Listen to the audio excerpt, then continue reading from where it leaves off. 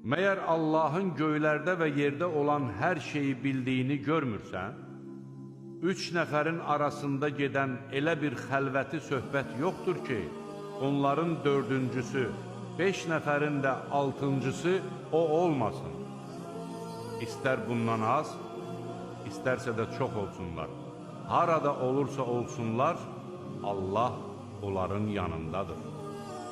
Sonra qiyamət günü onlara nə etdiklərini xəbər verəcəkdir. Allah hər şeyi bilir. Ey insanlar! Rəbbinizdən qorxun.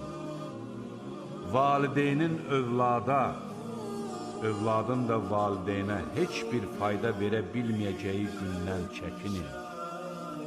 Həqiqətən Allahın vədi bir həqiqətdir. Qoy bu fani dünya sizi çaşdırmasın.